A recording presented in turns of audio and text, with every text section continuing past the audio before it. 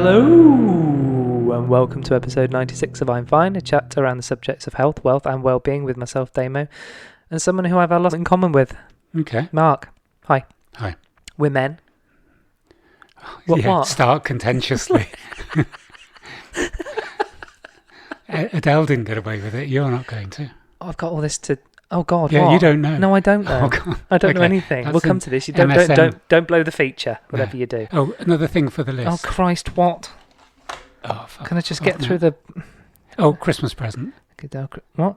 Christmas present. Me and my distinct lack of one. No, you've got one. I just haven't given it to you. Right. The one just gone or the one come in? One just gone. I've been playing with it. Have you really? Yeah. You bought me football? No. Oh. I've seen you play football. That's the last thing you need. So anyway, we're men. Okay. Yeah. Dashingly handsome men, if I must say so myself, Mark. We're curious, introverted. We like coffee, as you just took a great big swig of Dusty Ape's finest. Yeah. And on that subject of introversion, we're both people who don't like to see other people when they're out and about. Okay. Particularly people they know. Yeah. Hide a lot. Hide a lot. We saw each other, didn't we, on Sunday? Yeah, that was hard. When Difficult, we weren't meant to. Yeah. I mean, I like you a lot, Mark. You know that. Yeah, I don't want to see you in a cafe unless we've arranged it. Yeah. But I was thinking, oh, fuck, is he going to come over? Has he seen me? Yeah. Oh, God, what am I going to say to him? Shit, I've got nothing to say to him. No, I couldn't even feel 10 seconds, let alone an hour and a half. No, moving on and making me feel uncomfortable. Am I really? I think my fingers are just gone a bit tingly. As yours? Talking about that's a problem. I think it's B12. What? Vitamin B12. What makes your fingers? I haven't had any. This is just social anxiety. Yeah, I get tingly fingers. I've got real trouble with this hand. Have you? Little story. I thought you were waving to me. What's wrong with it? Amelia asked me would I like to go to her. We were trying to work out what's the difference between an apartment and a flat. She calls it apartment. I reckon once it goes, the price rises above a certain price. You call it apartment, don't you? Yeah, it's a good one. Condo. Apartment. No, is apartment part of other dwellings? Are they all kind of together, like one but a flat would be, above and below and to the sides? But a flat would be, surely. Yeah. I don't know what difference it is. It could just be that's a good snob thing. Anyway, so she said apartment. So I think the condition was that I'd carry a few things up from her car. Yeah. Because she's got my ability to organise. She's got the keys for her new flat. And that's it. Yeah. Yeah, I was going to say that's as far as you get as well, isn't it? Yeah. On day one, she put a spatula in the cutlery drawer. I thought it was she had a calendar. Or was that to sit on? Oh, she might have had a calendar, actually, yeah. Because you said, I'll come round and we can drain some pasta. Well, so that's all she had. Yeah, well, she invited me round, and it was, I think it was from the fridge. It might have been hot, I'm not sure. Anyways, there was a few noodles from the day before. Right. I went to eat them in her pristine flat. Yeah. This hand is having spasms. So right. So you're throwing it all over yourself, are you? What are you doing? Yeah. So what, on a brand new carpet? Fortunately she hasn't had the floors done. Had a spasm in my hand. The fork basically went to the ceiling. All right. And then it was of noodles going across the brand new floor, the brand new kitchen. What was that sound of noodles hitting the floor? Jesus, what are they made of? What happened to the... is the fork... Is that the fork like going around like a boomerang? I can't do a fork noise.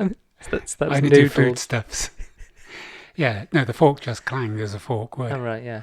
But I'm looking there, and of course every noodle left a stain. Oh, yeah. All over. So although it wasn't the flooring, it was just the cement base. So first and last invite, right? Yeah. Oh, nice one. Well, next time you were there, 5 minutes? So that was the spasm. And then, second thing, I go that night to the gym. Yeah. Have my protein drink. Yeah. Have another spasm in my right hand. Like, chuck it over yourself. Chuck it up, goes up. Yeah, how about these? I've never seen you had a spasm like that. Yeah, regularly now. 3 or 4 a day. And protein drink goes up. You operate heavy weights around me normally. Am I in danger? Yeah, that's why I only support you with one arm. When the other one's in the pocket. I wonder what it was doing. I thought you were having a little fiddle. It is.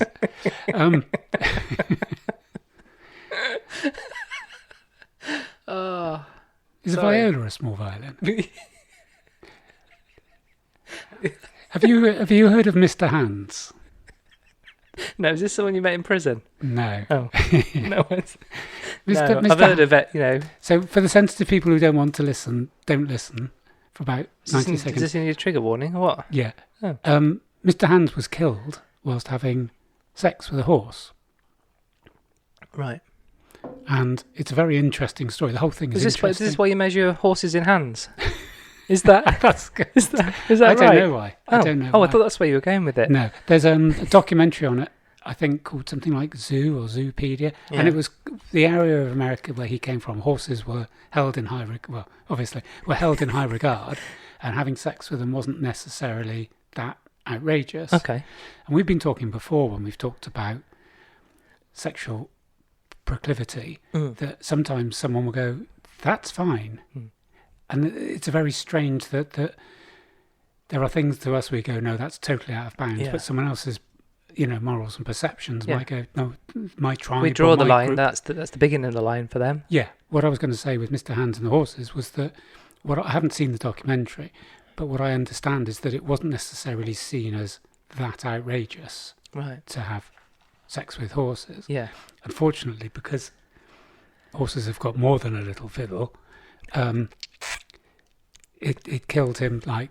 I was going to say, well, the first thing that went through my dirty little mind, Mark, was... Well, it literally did go through his mind. No, it went through his colon. God. Oh, God.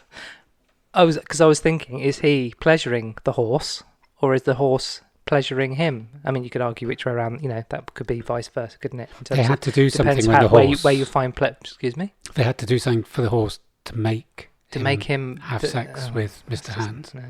We're back into dressage, aren't we? No, I think it was like they put a drug on Mr. Hands's on him to encourage the horse. Right. Because like pheromones or something like that. Okay, the mind is boggling.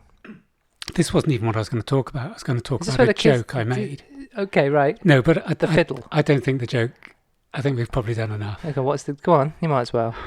Come on. You can't tee up a joke like that. Well, one, not say it. Better be good, mind. I'm not editing, remember, so no pressure. Okay, so something had happened on the coach's WhatsApp where someone had made some comment, and I don't remember what it was, and I said, and it was linked somehow to a horse. I don't know what it is. Well, knowing that WhatsApp. Yeah, it probably wasn't far away with what I said. So I just put the front of this thing saying about Mr. Hands and the horse and the documentary.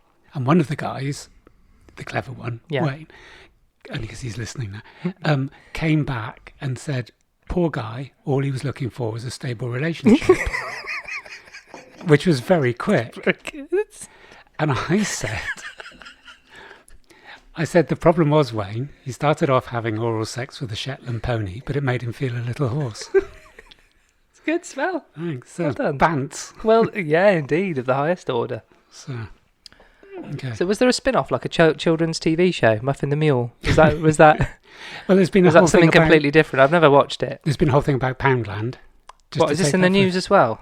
Well, I don't think this is coming under the mainstream news. This is just I'm not sure I can cope, Mark. So an American, it's gone viral that Poundland is the equivalent of something in America called Dollar Tree. Right. And pound is as in a sexual reference, is quite a big thing in America, to pound someone. Like in America, honestly. So they thought Poundland was basically... Oh, so we would consider that as punching someone, right? Yeah, but you still don't think Poundland does that. Yeah, you think you're... Yeah, you don't think that I'm going to go there for a sexual pounding? Yeah, so this person came over to visit an English friend who took them to Poundland. They were in hysterics. Right. And then I think this is where it gets a little bit into storytelling. Evidently they went to a butcher's and said like a pound of meat, and it was like very, very funny. Hilarious. So the American was saying, but then what happened was that someone then has clicked on that Poundland is now doing a series of sex toys, which sort of takes the whole thing for Valentine's Day. And nothing says Valentine's. Like a pounding. Like a Poundland. Right, yeah. Right. So all those correlations were made. We're all work in progress, and this podcast is no exception. In short, it's a poke at our perfectly imperfect lives. If we can make just one person feel like they're not alone in all this madness, then our work here is done. When you say we're all work in progress, I don't think the last 5 minutes have shown that to be true. Yeah. Progressively worse. You can follow us on Instagram at imfinecast and search for all our episodes and through all our episodes by category and tag on our website, imfinecast.com. And feel free to drop us an email at imfinecast@gmail.com. In this episode, we're following up on our 3-part series that we did on borderline personality disorder back in when, Mark? Numbers 69, 70 and 71. Oh, yes. When was it? This will surprise you. It surprised me. I don't know, going September? No, May. Wow. May 2021. Wow. Crazy, right? It's not far short of a year, is it? Feels a lot. Yeah, come a long way since then. I don't know what that means. It means I haven't. Got you. Oh, Right. Really? Yeah. We've got some things to get out I of think the way. we have got some What? trivia. Trivia? What do you mean? Well, we don't do that. It isn't going to be a full BPD one, is it? No. Can I just Run through them. Yeah, this we are on. These are on, Mark.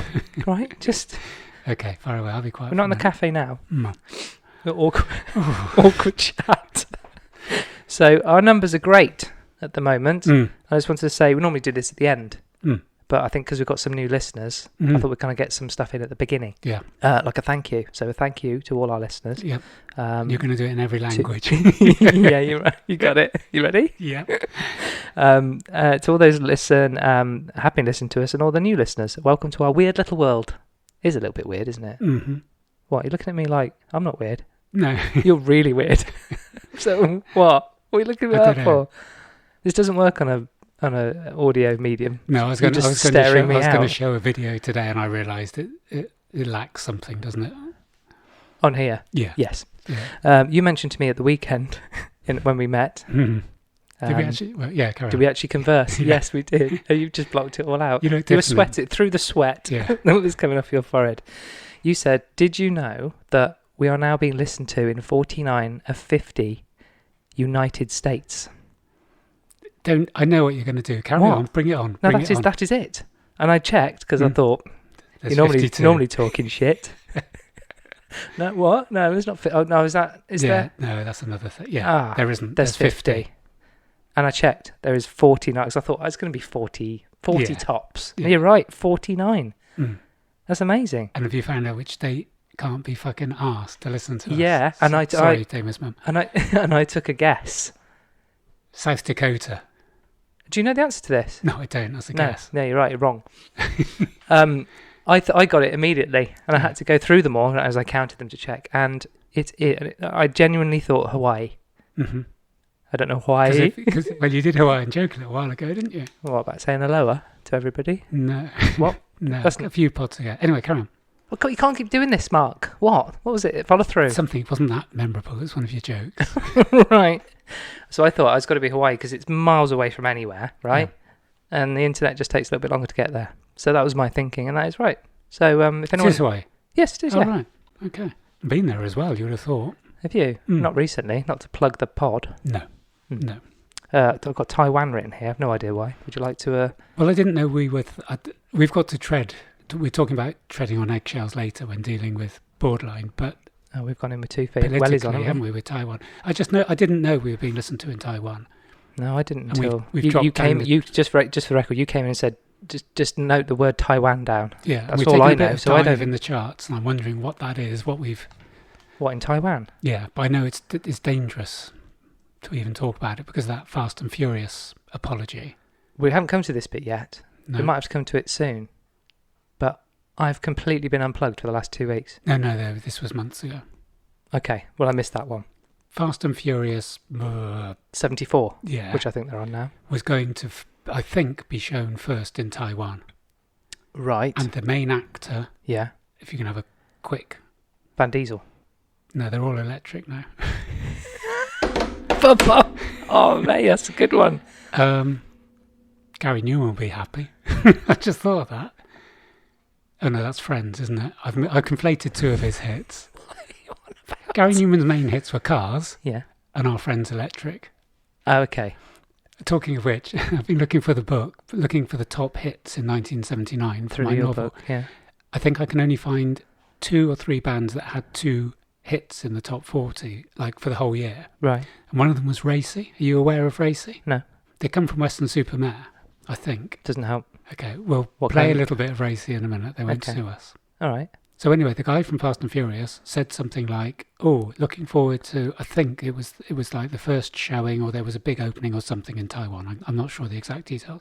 And he basically said, blah, blah, blah, I'm really looking forward. I'd never been to that country. And then a little while later... Yeah.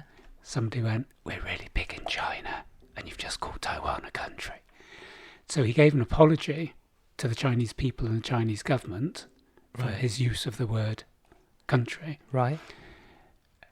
But the apology, I think the impressive part of the apology, he did it in English and Chinese. Right. Yeah. And said sorry, I think 7 times during the apology. Okay. So I'm just saying we need to keep a balance between... That's literally our middle names. So, I don't have a middle just name. to say that he did actually do it in Chinese to apologise for referring to a country as a country. Okay, and that was your point on Taiwan, was it? No, the point of Taiwan was that in the charts we'd gone down quite a bit. I didn't realise we were there. I didn't. I don't know whether... I'd be interested to know whether it has the same, restrictions on internet access and stuff, and I don't know. They only let one person listen to it. I think that's the restriction. That's what shot it. Yeah, that's why I went down the charts. They were busy. Yeah. They discovered Joe Rogan. Nail clippers. Another thing you've asked me to write down. Again, a bit visual. We're going to have to do your best at describing. Well, you do the describing. I'm just going to show you. So you've just reached into your pocket and pulled out nail clippers. What do you think? First thought. It's got like a stripe. They're the normal kind of ones we twist the little metal handle and then you turn it. And the handle in its retracted state has coloured stripes on it. And white on the back. Firstly, I think that's quite funky. Yeah. So they're made in China, obviously. Do you always carry nail clippers around? No, I brought them for here to show you. Right. I thought I would get a bit more. Don't colours a bit more what? What do you want from me? That reminds me Excitement? of my infant school. The softness of those pastel colours. Right. Do you know what I mean? Like sometimes you'd get... Did you have those hangers in when you hang up your hats and scarves at infant school, did you have like a metal hook that had like a ball on the end of it? No. Okay. So anyway, those remind me of infant school. So the reason I brought those in, there was 3 options. Right. Now those are toenail clippers. What specifically? Yeah. What is that? What they're called? Yes. Okay. Not just general nail clippers, No. but you can't use them on your fingers. I've tried. Just won't Are they work. literally just made for? No, that's what it said on the thing. They are. You can use them on your fingers. Look, I mean, I've done. You haven't got any. That's why they don't work. So, £1.50. Right. That's come all the way from China. It's been forged in bloody stainless steel. It's had the colours. It's hardly a put on the samurai, top. is it? Sword. I know that's Japanese. But samurai swords aren't 150, and yes, it's the wrong country. So good reference. Yeah. So the other one it had. So this is toenail. It had small fingernail, £2. Which small finger or small fingernail? Oh yeah, small finger. So big-handed people couldn't use it. No, I don't know. Well, there was then large fingernail. Right. Yeah. Jesus Christ. It must be the size of the nails. Yeah. But the small fingernail was £4, and the big fingernail was £2. It's like your co-op peas. And this over again. Yeah, but the toenail. So this is the biggest of the lot, and it was £1.50. And you think they're just things that cut your nails. They've been given different descriptions, but I started to put the £4 one, like, I better get these because they're for my fingers, and I'm thinking they're not. They're the same. Do you value your fingers more than your toes? No, what I finger is my... Is it what I finger? What I finger of fudge is just enough. Right. What I value... Has anyone ever asked you that question? Do you value your fingers more than your toes? I like to think we bring out, newness here. And all those questions that everyone's always wanted to ask. Well, that's the most famous of those is would you rather be attacked by, isn't it? Yeah. Is this like a giant duck or a 1,000 mini ducks? That's a good one. A horse-sized duck. Oh, that was it. Or 10 duck-sized horses. Big duck. Yeah. Mm-hmm. Oh, it's obvious. I don't know. Do you think? Yeah. Anyway, the point I'm making, 2 points. Number 1 was I went to start with for going with the most expensive option. Yes. Because it had fingernail on, and I thought, I'm going to use these on my fingers. And most people who cut their nails will not have 2 separate sets of clippers, generally. Some will, some won't. So you're going to go to yourself, these are for my fingers, the other 2 aren't. And that's exactly the point I've come to. I value my fingers more than my toes. Yeah. So I went, go for the £4 one. Yeah. It was smaller than the toe one. No one sees my toes. That's what you thought. Yeah, if you want a workmanlike one, we're going to put some stripes on to tempt you, but it's only £1.50. I don't want to go out if that's all you think of yourself. I don't want to go out and embarrass myself with my ugly nails, my ill-cut nails. Yes, I'm going to spend 2.5 times more. Yeah, and they should look at least 2.5 times better. Yes. Than they did. But they were exactly the same as this, except slightly smaller. So, I mean, this is what all our new listeners are clearly tuning in for, isn't it? horses, tick. Tick. Someone That's said good. that like a horse Insect. was, yeah, the horse's legs were really fingers with a very big fingernail. And once you look at it like that, you can't look at a horse in the same way. Yeah, but our fingers don't the back, maybe the front leg of the horse, but the back leg goes the other way, doesn't it, on the joint? So it's like a cat leg. Okay, the front legs of a horse are like a finger Just, then. you know, it's You all want about to the be detail. factually correct. What about the detail here? Your Christmas present? Yeah, go on. Do you want to have a go at giving me What? on your list? Is that something? It doesn't matter about my list. You just railroaded it. So I bought you a Christmas present, and it arrived before Christmas. Right. Thank you. And I think. I decided to have a little play with it. Right. The battery's run out now. Can I have it back? Well, bloody Poundland. And Yeah. and got the hours we spend writing this and trying to make it look spontaneous. I know. So I started playing. It was it was boring. So there was a present I was going to buy you. There was a present I was going to buy you, which I am still going to buy you, and shortly it's going to be in stock. But because of Brexit and it came from a Scandinavian country, I don't want to hear your pitiful no, excuses. It's not pitiful. This thing I gave you was beautiful in a handmade wooden box. The game itself was so. Have you bought like one of those traditional English toys made out of wood? You know, 16 in one, that isn't some it? kid in the 1900s would have been bowled over by. Tic-tac-toe. Cribbage. Yeah. Ball in a cup. Stack 'em high. What's that? What's the one with the pickup sticks? That was the daftest one. Throw a load of sticks on the ground and then pick them up. Or the 52 card pickup. Yeah. Just drop the cards. So... okay. Well, I think thanks, but so I'm still waiting for the other one. No, but I bought it. We can play it next. We can give it a go. You're welcome to still have it, but it is shit. Okay. It's really so that's boring. what Christmas is all about, isn't it? Just brutal honesty. What, shit presents? Your present wasn't shit. You just said it was shit. Oh, no, my one I got you. One from you, yeah. Yeah, that was your birthday present. I didn't get you a Christmas present. All right. Well, I did say it was birthday and Christmas, didn't I? I haven't seen you wearing it, but let's just I gloss over that. I don't think I've ever used it. I like Kidding it. me? Have you not used it? I think I might lose it if I take it to the gym. Or spill protein drink all over it. What kind of nonsense? When I drank the protein drink, I went and got a yellow triangle. What, put it on the floor? Right, with spillages. Yeah, it's like... Right, health and safety. No, I did. I felt so official doing it. Because the gym is so clean, this gym. Yeah? Shout out to the gym group Ave. Yeah. Like, literally so clean. Right. Isn't that a prerequisite of a gym environment? You praising them for kind of just general hygiene, or no? I think they normally go they're above and shitholes, are beyond. they? Yeah. Okay. Yeah. I think you should. I think you should. I think you should use the present I gave you. Are you one of those people that kind of buys a new sofa and then covers it in plastic, as not to wear it out? Do you know what I mean? Do you keep things for best and then never see the light of day? Is that you? No, but I had my car cleaned. Have you? First time ever, professionally. Jeez, how long did that take? Oh, I'm 61.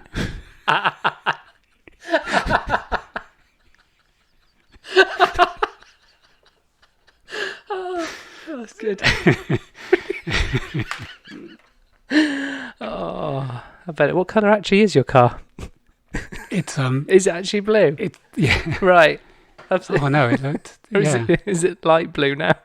You see, one of the reasons that I hadn't had it done is that I didn't want to speak to the people that do it, and also it's like.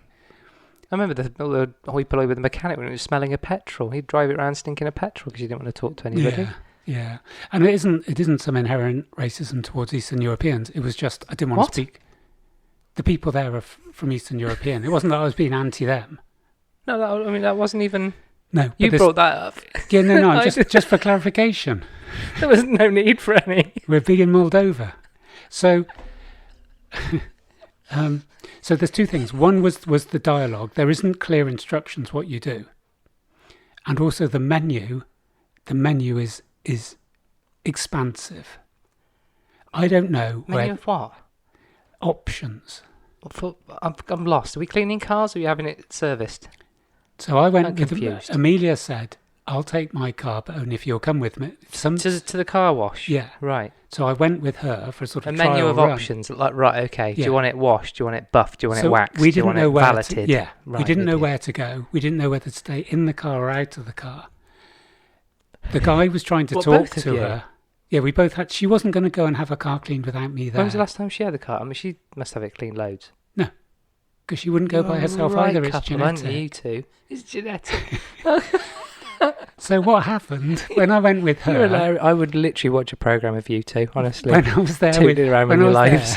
So you have to go in what used to be the car wash. This is the epitome. So the car wash isn't the car wash now. They're now cleaning cars by hand but outside of the But broken isn't that car wash. fantastic in terms of...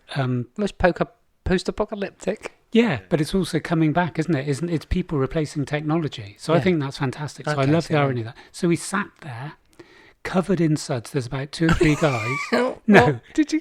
We Did you had want to us wash done a as well? Well, this is the point. The guy... You left the windows open. No, the guy started to say something along the lines, sort of by sign language, like, do you want the inside done or something like that? Yeah. So Amelia did start putting the window down and all came in. Anyway, so when that happened, we didn't know where we went. So it was a trial run. Right. All that rehearsal went to shit when I got there. So I sat there. I thought, stay in the car, stay in the car. Then I moved forward a little bit and then they sprayed it with other stuff. And then I'm sort of trying to mouth, I want it inside. You know, like pretending to do. Yeah, just... It's 2 words. Yeah, but they can't see you for all the water. All the suds, yeah. So then this guy came over and said, I'll give you a... Do you want the special? And that wasn't what you thought it was going to be. The disappointment coming your way. I looked up. I'm just carrying on. I looked up. I saw the options. There was no special on there. And I thought maybe this is like... Yeah, happy ending. Off menu. Right. And I thought, I don't know whether my car's small, medium, large, or like super large. And I'm thinking it's probably medium or large. So I'm looking at the menu. Don't drive a limo. This could go up to fucking 55 quid at the moment. So he went, we do everything. We do your seats. We do the lot. Yeah. So I said, yeah, I'll have the special. But I'm not getting out. Oh, you're literally. You're going to have to clean round me. Yeah. That car was given... The treatment. The absolute... Except for the boot. There was so much shit in the boot, they couldn't get in the boot to clean it. So I've lost out a little bit on that. But yeah, the disadvantage... Don't tell me you took all the crap off your back seat and put it in the boot. Yeah, everything. Fuck's sake. The boot is burgeoning. What are you like? Well, where else am I going to put it? It's in the garage. So anyway, I put it in the boot. So the car at the moment is pristine, glistening, very slidey.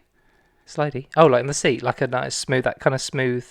Oh, still no, just wet. like almost, wet, yeah, definitely. And the leather seats in that? Or they kind of... I don't know. Sort of composite. Anyway, as I'm there, this guy goes, your number plate's falling off. Now, you've noticed this, haven't you, when I crashed it? It's been hanging off for probably, I've noticed many things about your 6 to 9 car. months. I do worry about Oh, they also... You know, I've got Quality Street over where the brake light is. That sort of Quality Street wrapper, the strawberry cream.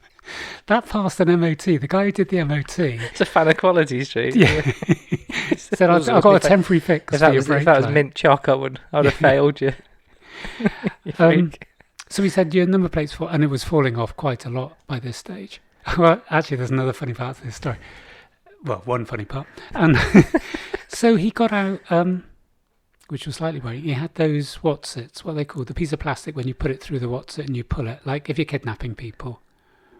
What? If you're kidnapping people? Yeah, what are they called? What gaffer tape? What? No. The bits of plastic that you like... Oh, like cable ties? Cable ties, yeah. So he got out a cable tie and literally went underneath the car, put it all through the grille and has fixed my number plate. Right. So anyway, that was 35 quid by this. Well, 30 quid, I gave him a fiver for mending my number plate. But I'm so happy with it. It was really good. You're happy with a cable tie solution for your number plate? Yes, it's what Mercedes would have wanted. Yeah, right. So anyway. That's going to be on it when you sell it. Yeah. That'll be a feature. So anyway, feeling really happy. Decided to go to the gym that evening.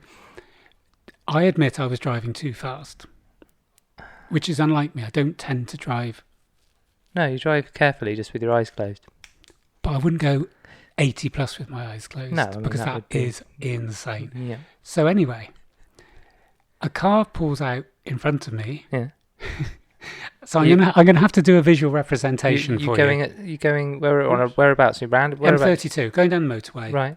Thinking, I'm the bee's knees. You're in lane 1. I've got a clean car. I've made it in life. I'm Yeah, going to your the tunes gym. are on. Tunes, yeah. I had Hoodie, tunes hoodie on. up. Yeah. Thinking you're Smoking the a kiddie. massive spliff. And a car pulls out in front of me. Yeah. Put on the brakes. What happens to the steering wheel? What, it moved? It moved. Oh, because they hadn't locked it. But this steering wheel can go in and out Yeah.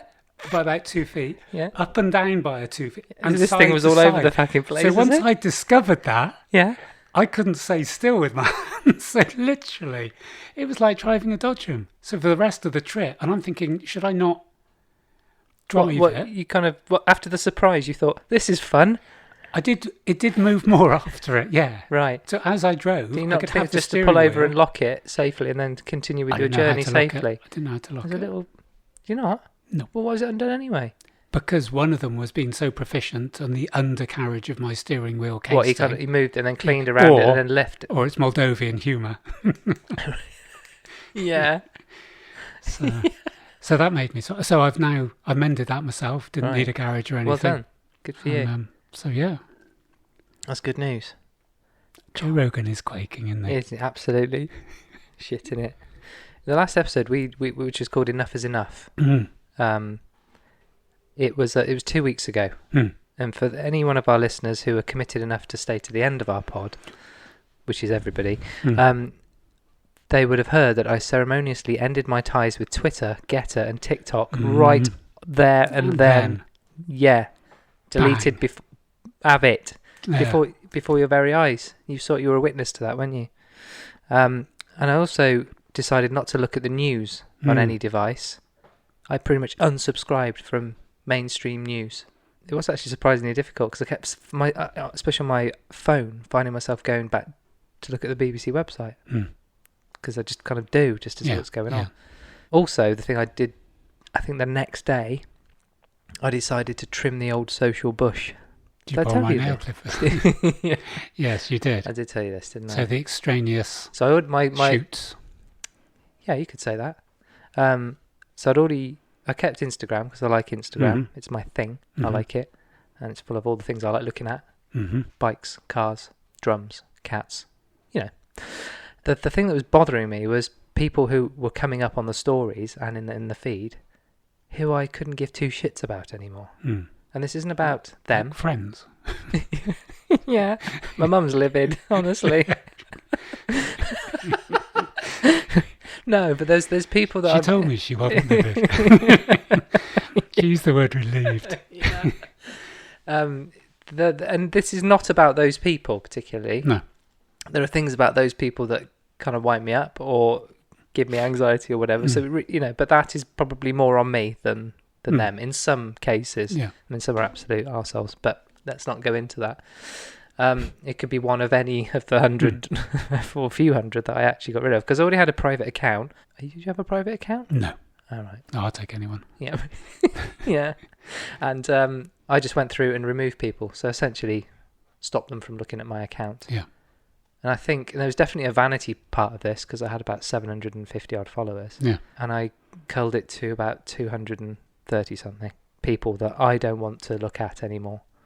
230 left or 230? Yeah, left. Yeah, wow. So that was a fair old whack of people. Yeah. It was quite nervy in parts. I actually felt the kind of pressure of, oh my God, they might know that I'm not. Yeah. That was quite short-lived. Was it cathartic?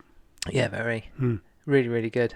And it's been great since. But your kind of brain, I guess, a bit like kind of going back to the device and just punching the BBC in, the habit. I'm expecting to see things. I'm expecting to see certain people. Some people, when you realise how much some people post on the button every day. Yeah. At certain time, and you kind of get into it. You go to the stories at the top, and you're expecting to see their faces. Yes. And they're not. They're just like, bloody hell, what's it doing to my brain? Yeah. Yeah, you all right, hun? Huh? Are you all right, hun? Yeah. It's that sort of thing, isn't it? You haven't posted for an hour. Yeah. You've gone off and got a life. But it was it's been really good, and of course I haven't seen any of the news. No. Not one bit. I think I caught something earlier on, yesterday, just because I forgot that the TV was on. There was a headline, but apart from that, I've not a clue what's going on. So I thought it'd be fun to try a new feature very quickly. Okay. Where you fill me in on what's been happening whilst I've been away. Okay. So it's called what? Well, the title might give it away. Give me the title. I just wanted to clarify one thing. It's called "What in the World Has Been Going On, Mark?" Okay. Yeah. So you sort of want me to give this sort of mainstream media. I'll go through a couple of categories, and I'd just like for you to fill me in quick fire. So it's a bit like Trivial Pursuit. Yeah, but without the little pieces of cheese. You could throw a dice. Can you do a dice? No. I could just read them off my laptop. Okay. 4. Do you want to go for 4? Yeah. I got 5. In 4. Do you want to go for 4? 4 is sport. It is like bully. Has there been any? Has there been any sport since? There's been lots of sport in the last 2 weeks. What are the highlights? But there's only one person playing there. So I'll give you 2 sporting headlines. Okay, please. This was a headline from this morning from BBC News. Yes. It was a downhill slalom skier. Right. I haven't got his name right. It was something like James Raining, something like that. Right. And the ticker tape underneath on BBC News says, James Raining misses out on first GB medal. And I thought, darn it, because we haven't won any medals at the Winter Olympics. You think we'd be good in the cold, wouldn't you? And he missed out. And I thought, James, so close. 13th. Right. He didn't miss out on the medal. He missed out on... And they're still giving medals 1 to 3. Is that hasn't changed? That hasn't changed. Okay, right. So haven't been gone that long. Right. So I thought that was quite an interesting perception, that the guy was 10 away. Isn't it people like crash out of tournaments as well? What, lose? I mean, just lost. Yeah. Crash out. So that was number 1. Number 2 was, the only other thing that sporting happened is that Djokovic got his own documentary made by the BBC on Tuesday. A documentary? Yeah. Oh. And I didn't watch it. Couldn't be asked to watch it. Is he still playing tennis? He has said, I do not want to have the vaccine, and if I have to sacrifice titles, all right, then I will. Good man. And I think that's someone making a personal decision. Yeah. And if there is going to be a personal cost, no one else misses out. Absolutely, Mark. So that's the sport. The only counter that I have heard on the mainstream media is our health secretary, who felt it necessary to put his 2 penneth in and said, well, he's quite happy for his fans to get vaccinated so he can make millions. And I thought, I don't think Djokovic was actually in charge of many mass vaccination programs. I'm not sure he's... And I don't think that statement makes any sense. No, it doesn't make any sense. And the second thing was Ryanair, who have started a Twitter storm by calling him out. Yeah. He said something like... Call him out on what? He said, I'm not... His his quote principles. was something... Yeah. Fit man doesn't want experimental drug shot. He said something like, I'm not anti-vax. I just don't want to take the anti-vaccine. And they said something the anti-vaccine? Yeah. Or the vaccine? He doesn't want to take the anti-vaccine? He doesn't want to take the vaccine. He said, I'm not anti-vax. Yeah, but he doesn't want to take the vaccine. Yeah. Okay. Right. And they said something like, we're not an airline, we just fly planes, or something like that. And then people started launching in, and they were just literally, the Twitter account of Ryanair, someone would go, well, you don't do that very well. And they go, oh, sorry, mate, we only did 2,400 flights yesterday. Wind your neck in. And then someone from GB News went, I don't think politically you having a go at someone's personal decision. Yeah, right. And they went, don't really give a shit what you think. You ought to start concentrating on your own programme. And Ryanair has been taken over by just a horrible... idiot. And they were just answering everybody. We're like, oh, fuck off, we'll say what we want. Okay. It's like a very strange stance. It reminded me of Ratner's. Yeah. When the owner of Ratner's came on and said basically our stuff is crap. And within a year they'd gone bust. And I just thought Ryanair have got to be... Okay. You can't just go around arguing. No. And it's nothing to do with them at the end of the day. Exactly.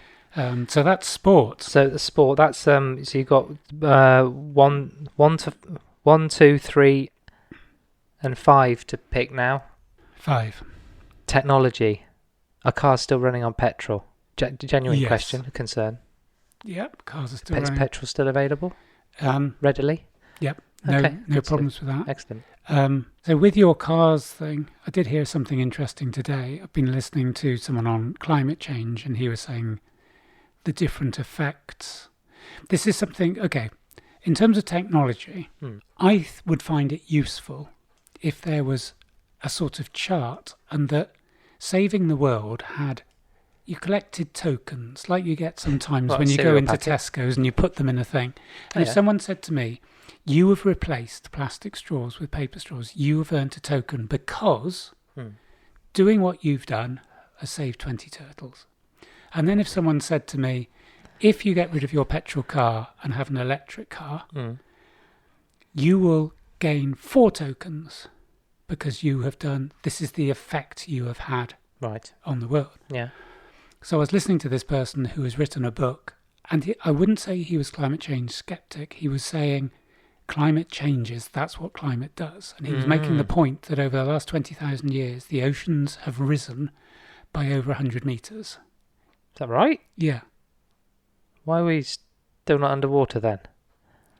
Well, 100 it's about metres? Yeah, in the last 20,000 years. Oh, 20,000 years? Yeah.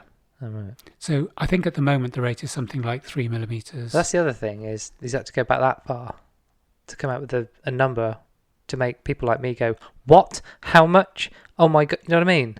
No, what he's saying is that what That's not, I didn't hear the 2,000, so I just... 20,000, yeah. Yeah, no, he wasn't, he was doing it in terms of not being alarmist. He was saying climate changes because climate changes. Yeah. But very interesting, he was talking, Joe Rogan asked about the production of methane, and this guy was saying, yeah, cows, the whole thing about burp cows and fart. Yeah. But he said there's other really big contributions, and one of them is rice paddy fields, which I hadn't. And it made me think when I was doing my mushroom project in the prison, the coffee grinds that you get given in Starbucks to scatter in your garden give off methane if you put them straight into your garden. That's right. Yeah, they're not actually good for your garden straight away. They're good when the mushrooms have gone through them and cured them and made them good. But I think it was interesting that it was very much like I never knew that paddy fields were responsible, also using masses of water. Yeah. So I think what I wanted was that clarity that if we are having this situation where we can all do our bit, to have some tokens. Yeah, it's just is that what you want? What is doing? Do you want to be rewarded for being a good boy? Is that what you want? Well, going back to your car analogy, this is the thing I can't work out. This is just from me, just being dumb me. Electric cars run on electricity. What? And that electricity can be produced by nuclear power. Yes. By coal, by gas, and to a very small extent renewables, because no matter what you think about renewables, they're doing jack shit at the moment in terms of the percentage that they contribute to the national grid. Totally. That's not a criticism, that's reality. That's just facts. That's fact. Cold, hard facts. Hit you with a fact. Fact attack. I'll put an effect on that. It would sound lots of delay. Fact attack. So that electricity which runs the cars is using, in the main, fossil fuels or nuclear fusion to create the electricity. Yes. And that will replace other fossil fuels, like petrol. Yeah. Now, I'm sure there is some trade-off, but I don't quite understand how the transference of using one type of fuel for another, and people might go, because that's petrol is giving off loads of stuff in the environment that's really bad for climate. But then I thought places creating electricity, power stations, were equally, What I can't get out is, if you have an electric car, that's better because why? What do you get 8 tokens because over the time that car takes to... Well, I think you kind of hit it on the head in that, you're right. Yeah, I'm just hitting it on the head. I think you've hit it on the head in the fact that you reminded me of kind of what Jordan Peterson was saying on the Joe Rogan show, which is climate is everything. Yeah. Which is absolutely right, isn't it? The word climate means everything. Yeah. And Joe Rogan's like, what? But I think he's got a really good point. It's rising sea levels. It's straws up turtle's arse. No. Yeah, it's particulates in the air. Yeah. Air quality, heat. Also, plastics in the ocean, how we recycle, energy consumption, energy, but how we conserve power, how we make power. It is everything, isn't it? It's all encompassing. I think there is so many layers to it. There's so many parts to it. It's a bit like the science over the last 2 years there's science, undisputable science. Mm-hmm. Yet from a legislation point of view, it's whatever you want it to be, Mm-hmm. and whatever kind of Fits the narrative. Exactly Yeah. of any given government, any given body at any given time, depending on what they want the outcome. So even the tokens will come down to interpretation. Yeah. What is seen as the right thing to be saying at that particular time. Yeah. It's pointless. It's kind of worthless in its token at best. This was one of the things, and I'm not going to get onto COVID at all, but one of the things was about the parties that Boris Johnson had. It was like the outrage. I'm not outraged at those parties. Loads of people had parties. Loads of people who were outraged at Boris Johnson Did having you have parties. a party? No. But I didn't either. I didn't stick to the rules. What did you do? Did you go out when you weren't supposed to? Do you go for a walk? Do you go for a walk longer than an hour? It was never a rule. It was never a rule. That wasn't a rule. Guidance, right? Guidance. No, wasn't even guidance. Oh. In the main. Anyway, no, the point I was going to say was, what I would question is that if we're in the middle of a pandemic and people are going to be dropping dead if they don't do everything the government tell them, that's the point I'm making, is that they had so little regard for the pandemic rules. It doesn't matter that they broke those rules. It was that they knew by breaking the rules they weren't going to be harmed. Yeah. Well, this was. I know what you're talking about, because this was before I had a complete blackout, which sounds like I drank too much and fell over. But for me, it was, I think these people are pricks. Oh, they are pricks. That's pretty much was my response. Yeah. Oh, it is now fact. Yeah. Undisputable fact. They are pricks. Yeah. That's kind of all I got from it. I couldn't really give a shit what they did. But going on to Boris Johnson, he doesn't drive an electric car. So that's the point. No, he drives 3 Land Rovers. Yeah. But he was even taken in a Land Rover to go for a bike ride. Followed by 2 Land Rovers. Yeah. But the point I'm making is, if there's a climate crisis and if we've all got to have electric cars, the person who stands there to tell us isn't having one. So that's, your tokens. You may as well shove them right up. At least just put a sign on the end going, electric car. Even if you're seen filling it up, just play along. Because otherwise you look and go, we don't. No. That's your comment. We don't want to be playing along, do we? We don't want to be being. That's because that is being played essentially. If we're playing along, we are being played back to your fiddles. We are being played like fiddles. Yeah, because people value safety over freedom. Number one, if you pick one, was society. What's happening with COVID? I mean, very quickly, Mark. Is it all over? It felt like it felt like it was on the way out. Just before I was on the way out. Is it? Are we still in danger?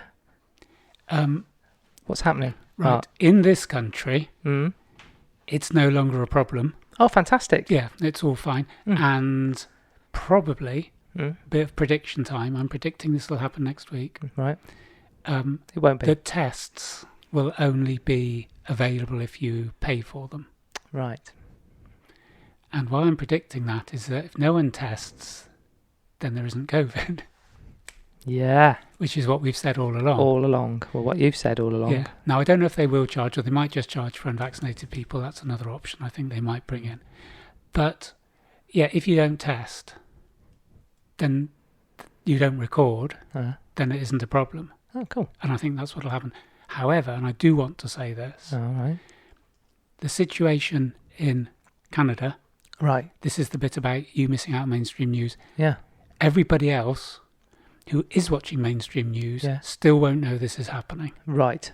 Because Trudeau, who is the glamour boy of the World Economic Forum, which obviously the BBC told us is a conspiracy theory and they don't meet every year and get together.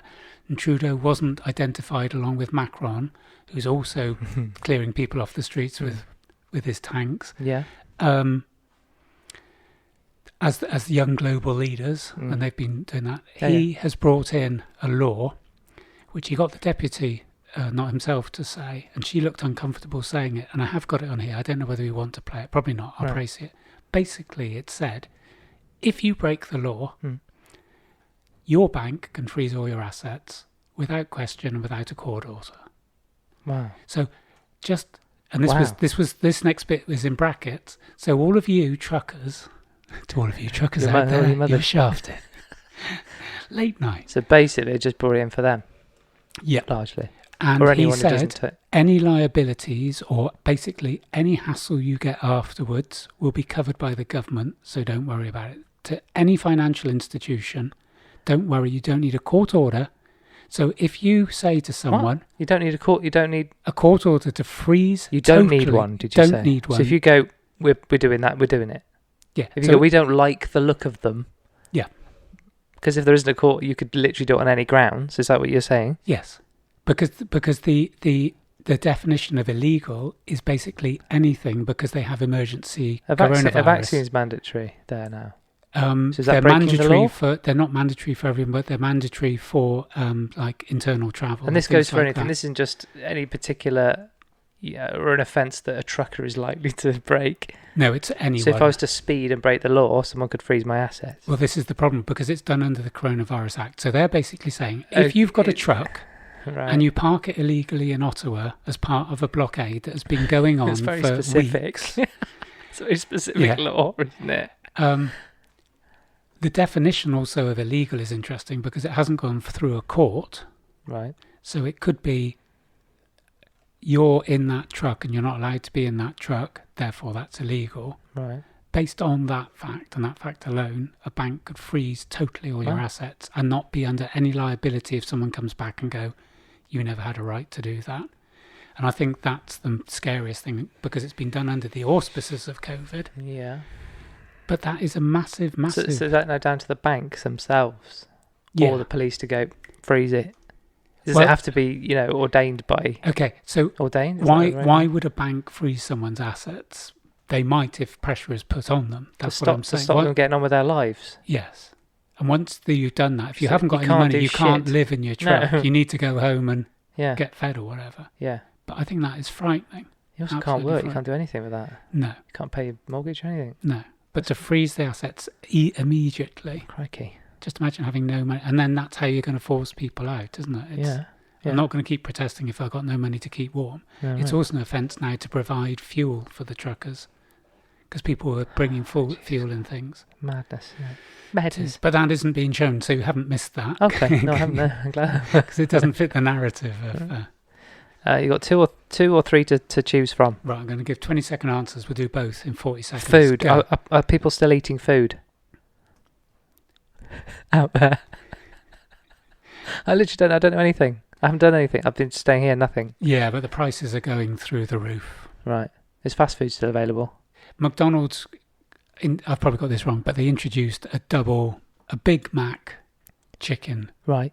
Big Mac, Yeah. which is basically 2 chicken burgers. And then it was trending on Twitter that it had been so successful it had run out before the date. Oh. And someone said, just get a single one and another single one and put them together. Yeah. It's the most ridiculous marketing strategy, and everyone's fallen for it. It's like, fucking hell, they must have been so good. I wish I could have one of those now. Yeah. And I expect mysteriously they'll find... I could sit there and have a chicken royale. Yeah, we all just day found long. some more chicken burgers. Yeah, brilliant. But it's just like, what a ridiculous thing to say. It was so popular, we have none left. But And the royals. Is Nicholas Witchell decided to be the Kardashian correspondent instead, as they're more believable? he's got a big badge going, I told you so, he's a bad un. Oh, really? What's Yeah. happened? Out of court settlement. You honestly don't know this? I do, but I'm just playing Okay. along. This is the bit I accidentally heard last night. Yeah, out of court settlement. Yeah, which pretty much means what? He's paying you're expert. around about £12 million. There's 3 pots of money. One pot will go to her. So 1 pot's for her. 1 pot's for her lawyers. Isn't it a And 1 charity? pot's for a charity that she's set Right. up Okay. around sex trafficking. And the statement Right. from Prince Andrew says something along the lines of, I recognise she was a victim, Epstein was a nasty man, and that people who are sex trafficked need all the help they can get. Yeah. Right. Yeah. Okay. Well, So he isn't going to admit liability, but he doesn't have to, because I've seen. no, he doesn't have to. That's what you get for 12 million, isn't it? That's Yeah. what bloody Michael Jackson got. That's Right. what Epstein got. That's what everyone gets. It's just Okay. Because I've Cold War Steve, who we've talked about on this pod before, his satirical artwork takes on a new meaning when you haven't got a bloody clue, but you can still kind of try and work stuff out, right? Yeah. And there's been some memes from DJ Fat Tony and things like that. Yeah, did you see the one? Huge queues forms at Palace on news that Prince Andrew is giving away money to people he's never met. Yeah. Where does that? It's not resolved, is it? No, is this it's so? If placated. Is this? You know, let me give you. Who does this make a mockery of? Him or her? Us. So here's the analogy. Because for me, and this is kind of about principle. Don't get me wrong. If someone was waving 12 million in front of my face, it's going to do things to you, isn't it? Yeah. If you want to have some kind of resolution or closure to this, and you are convinced it happened, certain it happened, beyond all doubt, right? Everything's. Wouldn't you want that to come to light? Isn't that the only thing you would want someone to do? Is to prove or to kind of announce that she is telling the truth. But the problem is, because she still comes out of this and go, did it happen or not? Yeah. Well, the problem is that benefiting her? Is that going to benefit any of the charities? Any victims who? So every victim now just gets paid off. Is that what happens here? But as a betting man, let's look at the odds of things happening. So if we look on that whole, we're not going to go down this rabbit hole, but just very, very quickly.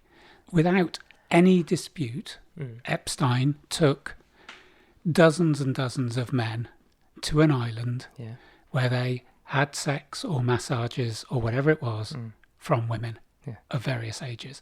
That nobody can have any denial that happened because Maxwell was committed of those offences of basically being a pimp. There's enough evidence, isn't there? So there isn't. I mean, Clinton went there 26 times. It isn't a conspiracy theory. It happened. The degree of what it happened and what happened over there, no one will ever know. Yeah. So the person who was a multi-millionaire and was like friends of all these people and had such a hold over people that they were able to give him more and more money is imprisoned and then dies. Despite there being closed-circuit TV on his cells, they weren't working. Yeah. Despite having two guards, they both admitted that they were on their iPad. And when they were taken to court, they were both not punished. Yeah. And he died of wounds that are likely not to be of hanging. So that's number one. Number two, Maxwell, although she's been committed and they're looking for a retrial, nobody, basically, I'm a trafficker for young women, for older men. Not one of the men have been found guilty. Not one of the clients. Yeah, so she's the party organiser. So she's not ratted anybody out. So in some ways you could go... She's not going to take anyone down with her. No. It's bizarre. But you could go, how can she be found guilty? Surely if you've organised underage sex parties... Then there's a whole raft of people who follow suit. Right? Otherwise it's almost like, well, no, you haven't. Because if there's not one person standing behind us... Yeah. No, I take in front of us. So what I'm saying is that I think why she's taken the money, and I thought she would want her have a moment in court, is you're dealing with so many rich and famous people. You're dealing with a member of the royal family, although isn't particularly well off and wouldn't necessarily be back to the hilt. The chances are she could lose that on a technicality. She would then have a lawyer's bill having fought a prince of millions. So she could be bankrupt, a charity could be bankrupt. I think the analogy for this is how I see it. It's guilt by admission, but he's always got that 1%, I've never been found guilty, and he'll hang on to that. Yeah. But the rest of the world, it's like when you've got chocolate mousse all around your mouth and your mum goes, did you nick the chocolate mousse? And you go, no. And she'll go, can you spend an hour cleaning up the yard? And you go, yeah, of course. Do you know what I mean? It's like... Everybody knows, but he's got that tiny 1%, and he can stick to. And I don't think she could have risked losing that case financially. But the very last thing that you might not have seen, as you haven't been doing the media, is that it's all this thing about he's going to pay out of his own funds, and I'm thinking, his own funds are our funds. Yeah. Well, yeah. I mean, he didn't save 12 million by being a sailor or whatever. No, I also don't know his financials, but what he's got and what he's selling off to raise those. He's selling off York for sale, one dukedom. Imagine that the Americans come over. Just for York. Neat. Where is it? And also, why It's got a lovely train museum. Yeah. Yeah, it has. That's the thing. And that's all I Roman know. Road. I think it's got a few. It's got a good race course. It's got a lot going for it. Should we move on, Mark? Mm. We're just getting to the meat an hour in. It's okay. Yeah. We're not doing a lot on BPD, I don't think. No, we're going to do a follow-up. Mm. I need kind of a quick because it was we did 3 episodes, as you've already said, 69, 70 and 71. They were our most popular so far. Yeah. They've had the most listens of all of our pods, I think. Yeah, by a long way. By a long way. We've had a couple of emails off the back of that from people who, we kind of do joke this is normally from people we know, but there's been some messages from people we don't know. And there was an email from a particular lady who realised that one of her family members had BPD, and she sent a long kind of very heart-warming email about that. And wanting some advice as well. Which and she found kind of what we're talking about very useful, which was really good. Yeah. You think, well, our whole motto is if we can help, if there's one person, then that's good. So it was good. I listened back to the first of those 3.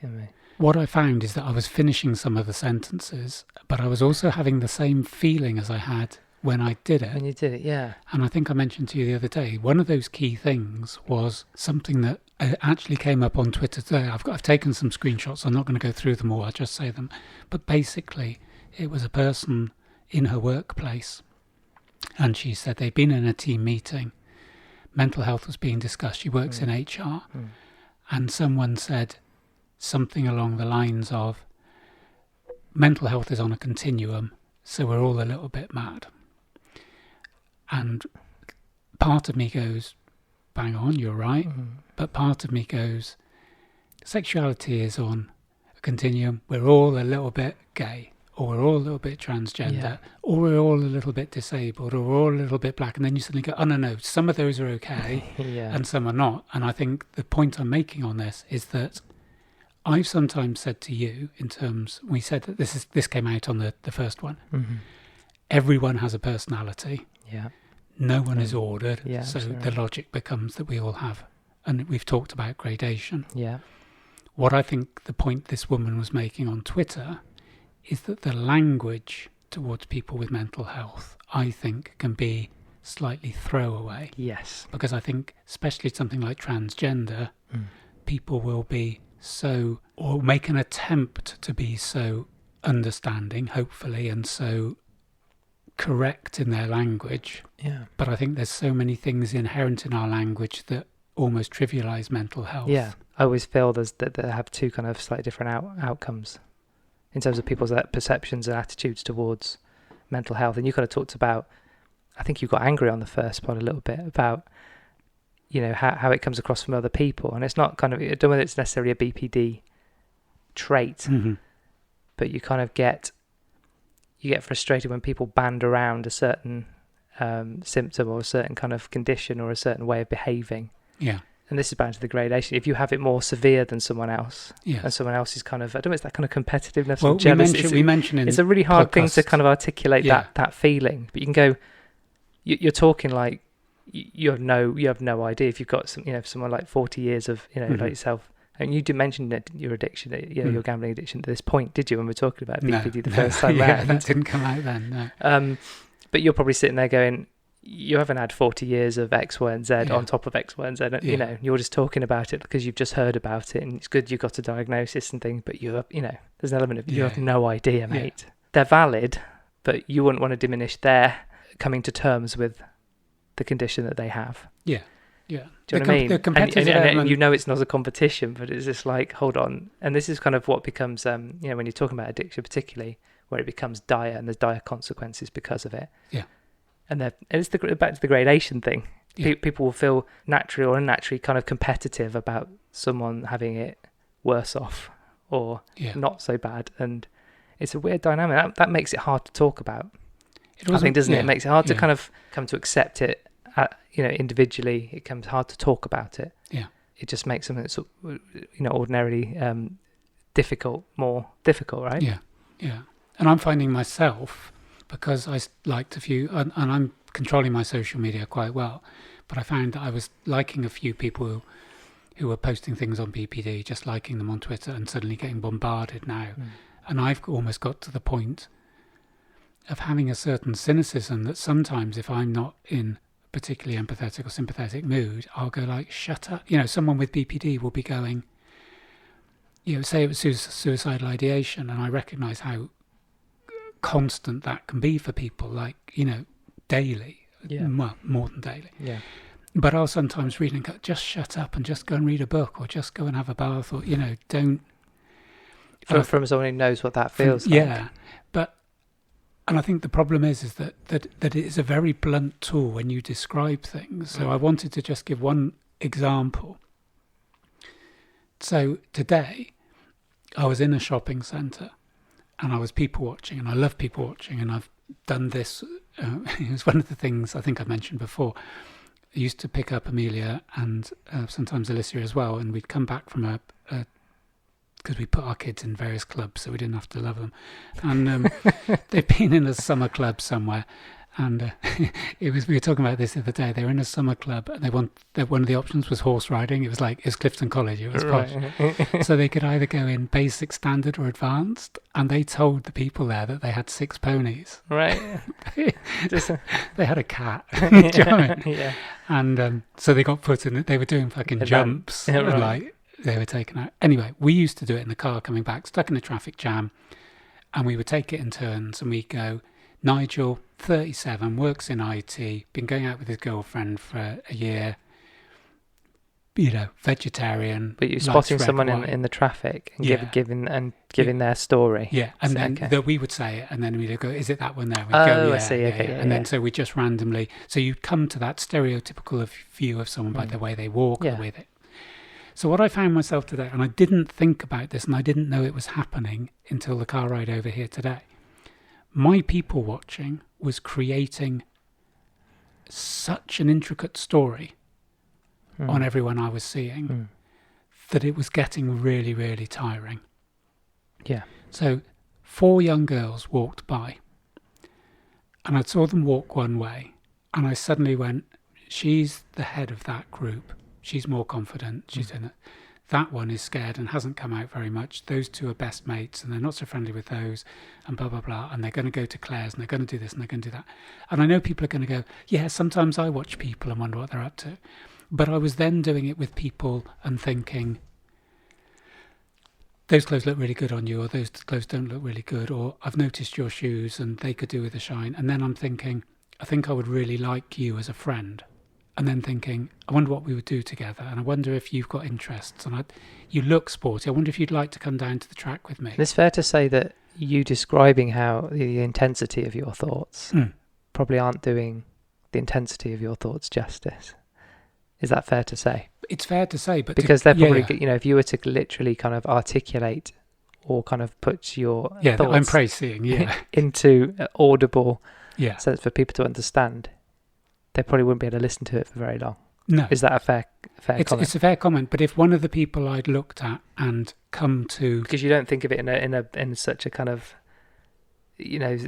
linear way. We don't think in a linear way, do we? We think of lots of things all at the same time. Mm-hmm. Our internal monologue is happening as other things are being processed, and we can probably think of 3 or 4 streams of things at the same time, but they make sense to us. Do you know what I'm trying to say? Yeah. I'm trying to get the intensity of your thinking. To sum up the intensity was that if one of the people, I was creating favourite people on the merest glimpse. Yeah. Or if someone was queuing to get a coffee and I couldn't see that person, I would shift my seat to be able to see them for longer, or to try and work out what coffee they were getting, or to try and paint. But to the point I was thinking, on certain people, if they had come and said, oh, is this seat taken? In my head, I would have asked them out to the cinema or said, do you want to come for a run with me? Yeah. Or do you want to come and see how shiny my seats are? I was already time traveling to how would I be with that person? Yeah. Not necessarily sexual, not necessarily platonic, not necessarily even getting on with them, but like going to a place with them. So that the merest intervention from those people, if someone had sat next to me or if someone had asked me, what the time was, I instantly would have been immersed in like creating a much bigger picture of that person and becoming attached in the widest sense to that person. And there were people I was like straining to see more of, or hoping they would stop and come back. And that was so tiring. And I think that's the point. It's quite a nice little game to sit in a cafe and watch people walk by, but it wasn't. It was, everyone was being ranked, and then I was ranking people's clothes and their looks and guessing their age, and it's like... So will this come under the disturbed patterns of thinking or perception, which is one of the 4 areas? I'll just do the other 3. Emotional instability, the psychological term for this is affective dysregulation. Disturbed patterns of thinking, impulsive behaviour, and intense but unstable relationships with others. Yeah. Broadly, the 9 traits, probably won't go through them now, but there are 9 traits as well. I'd advise people go back and listen to 69, 70, 71. I had a bit of...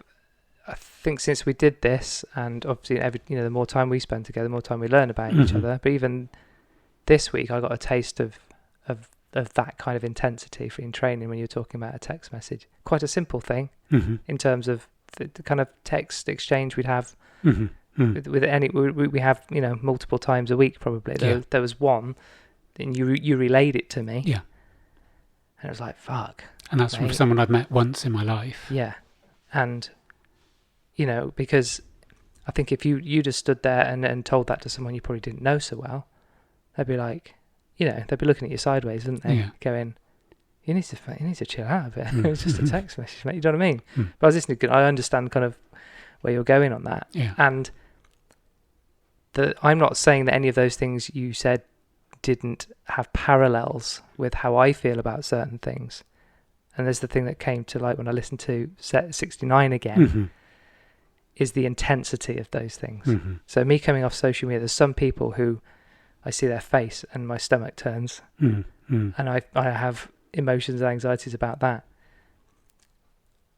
There's things that I'm like, they just those people slightly annoy me. Yeah, I imagine some of these things again, like the dynamic of a text message, someone not getting back to you very quickly. It can be a little bit frustrating. You'll see they've read it. And then, as you can now on some of these, these platforms, and you kind of have feelings about, it'd be nice to know the answer to that sooner rather than later, like today rather than tomorrow. Yeah. I think we can all assimilate with those kind of feelings, but for you, those are times whatever, they are. There was a tweet on that. Some people would find them just like incomprehensible in terms of the level of anxiety that it brings you, the level of, I guess, thought process and energy. Because I think it's energy more than anxiety. Because I think you said at the end of that when you were talking about the whole thing, you're just saying how draining it is. Yeah. Do you know what I mean? When I was saying I'd taken some screenshots, one of the screenshots, and I'll show you in a minute, just to I need to prove to you that what you did, what you said. Yeah. It said something like the most severe form of mental cruelty is leaving a borderline person on read. Yeah. Or read. Yeah. Yeah. And that's what I mean. But I guess people can go, that's quite. Yeah, but people go, well, that's. You put 10 people that all have slightly different, reactions to something like that. Yeah. Do you know what I mean? So hopefully people can kind of go, okay, that isn't such a silly thing for that to kind of take over your life for a period of time. Or no, not just a few days. We could talk weeks, couldn't we? You know, for some of these things, they can just snowball and snowball and snowball. Yeah. But we use that. I guess I'm just trying to put that kind of. It's not, because the other thing we talked about on that episode was we just mentioned it a minute ago. We all have personalities and none of them are ordered. So what I'm trying to do is kind of, this isn't, there's element, and even I remember reading out those 9 traits you get, and I think it was you need 5 out of the 9 to kind of be diagnosed broadly. And I think there was an element, I think we kind of talked about it, probably not in that episode, where everyone could probably have 1 or 2, maybe 3, we'll go, against the gradation stuff. But it's the intensity of those things, which is probably hard for people to understand unless they're experiencing this. Right? The word that you used with energy, I've never seen it like that, and I think you're right. It's that because you get tired. Sometimes you're talking about, you look physically tired and kind of frustrated that is happening. Because you know what it's doing to you. You're probably in your mind going, I'd love to be spending that time and energy on something else. Yeah. But you don't have a choice sometimes, do you? No. And that choice thing is interesting as well. I mean, just going back to the energy, I think I think that's something that I just hadn't necessarily processed in my mind, is that when I'm not regulated, that's the exact point. So if using addiction is one of the things that would be seen as a typical thing, and risk taking, I think I said to someone the other day we talked about dopamine, and I listened to another scientist talking about it and making the point even more than we'd made, that it was anticipation. He was saying the act is irrelevant. The seeking. Yeah, and I've looked at some of the wider areas beyond the sort of headlines of things that people with borderline often do. And there's one, and I'm not going to say what it is because I've done it, but I don't want to share that. It was totally the gradations. When I read this and it said, and it was around anticipation, it was almost at the point of doing the actual thing did not matter. It was the whole situation of making that thing possible. And I know in one particular part of my life, I made this thing possible that was the most convoluted and contorted and dangerous thing. I didn't almost need to do it. As it happened, I did. The outcome was neither here nor there. No, because as soon as it happened, the down was like, so massive. Yeah, but the anticipation of being able to do this and juggle all those balls, and that's what one of the therapists said at the Priory. She said, you're spinning plates, but you keep adding, which means you've got to run faster between the sticks. Yeah. And that's such a good analogy, because she went, if you could just take a couple of plates off. No. I'm just getting started. The other plates would be easier to look after. And I think that's a great analogy. And that is the energy, isn't it? It takes more and more energy to spin more and more plates. And so I have learned a little bit from you this week about social media. I haven't come off it, but I've not looked so much. And on one or two things I've gone, that doesn't matter. That isn't important. Although I might see it as an injustice. Yeah. It doesn't matter. Yeah. We've gone through some of those things. And I think they're quite fun to talk about. Like, but really, nothing's really moved on. Trudeau still was mad 2 weeks ago, and he's still mad. And, and there's people trying to grab people's attention, or in all sorts of that hasn't really changed. No, politicians are still corrupt. That hasn't changed. Lots of things don't. But I guess there's plenty of our attention is kind of is fuel, isn't it, for people. We mentioned energy, and then you mentioned something else, and I said both of those were... Choice. Oh, yeah, choice. Yeah. This has come up since we did those three. Choice has come up as a... Do you feel the work you've done and then the therapy you've done do you feel it's given you choice or kind of a mechanic to help you change things? Because it's certainly given you an ability to I guess stand outside of yourself and look in on yourself and others potentially on why the whys and wherefores of why you're doing what you're doing, why you think how you think, why you act how you act. Do you feel kind of knowing a bit more about that gives you a choice to put a stop to it, or a choice? Does it give you more choices? Okay. But then, does that make that's really kind of no. This is forming as I'm No, I know.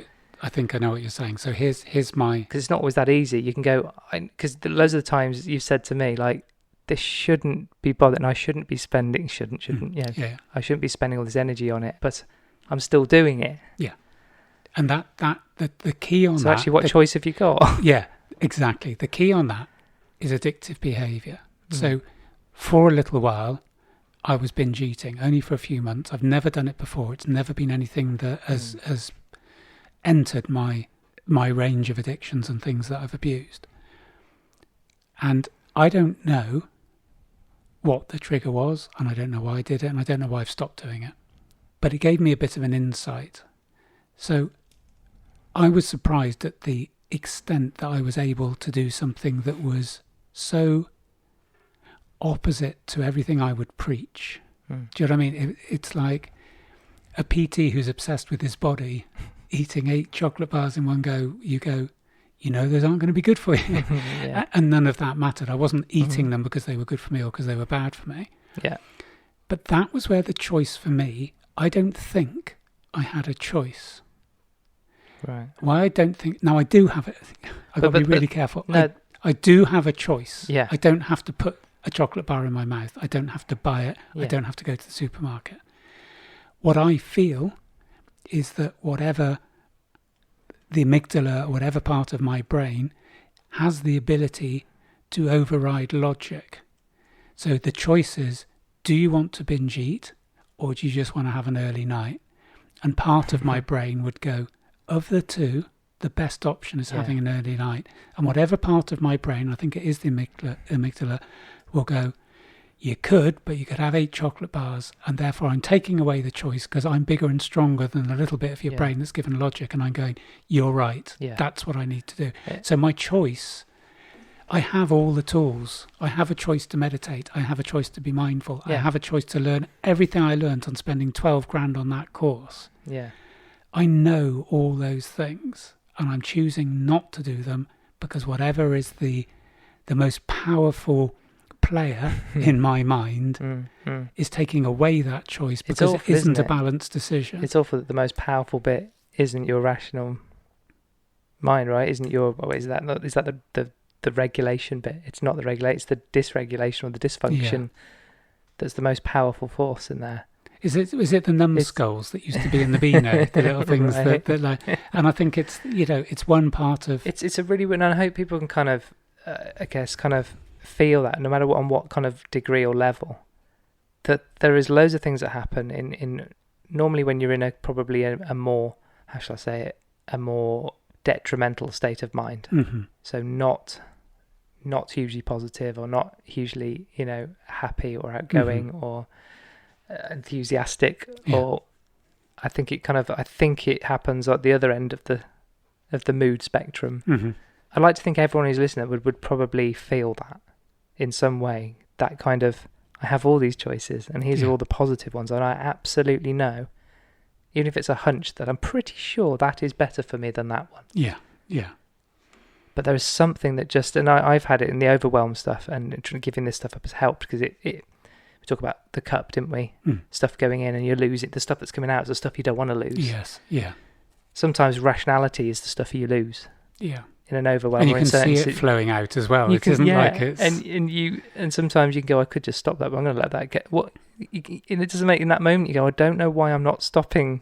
Yeah, it's such a weird feeling. It's really hard to kind of, and it's kind of nice to know that other people feel that, no matter whether it's a small thing like eating 2 chocolate bars instead of 1, or 1 instead of none, or 8 instead of none, or whatever the degrees are. I think it's nice if people can go, God, it's not just me then. But it's the way, because we all must have that. I'm sure we all must have that. In some way. Because nobody. It is this thing that I'm quite into at the moment is progress, not perfection. And I think that is a very clear thing because so much of us are pushed towards. I was looking at some of the filters on people's faces, and there was a couple of people who are going, "Do you want to know what I really look like?" This was on TikTok. People and you're going, "Fuck!" Like. Yeah. What you have done. I think I mentioned last time there was a filter that takes it the other way, that makes you more ugly. And you just think all these images we're seeing are very, very confusing. But the point I was saying is that yes, everybody, I mean, I'll have a client who go, I gave in and had a chocolate bar, or likewise my wise mind stayed in and I didn't have a chocolate bar. I think the difference is that if you do have that chocolate bar, you might go, I really felt a bit guilty about having that, and like, I'm going to try and do better, or I'm trying to stick to what it is.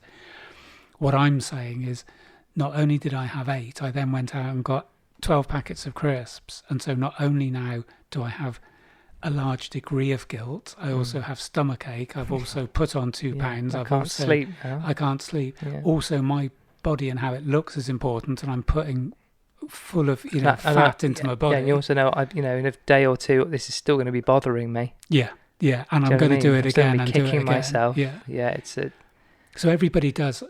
I think it isn't even a sweeping generalisation. People will all have regrets or make choices that aren't good, and even make those choices when they know they aren't good. Yeah. I shouldn't really. It's like a typical one. Do you want another drink? I shouldn't really. Yeah. That's summing up, isn't it? Where you take a choice that isn't the best choice.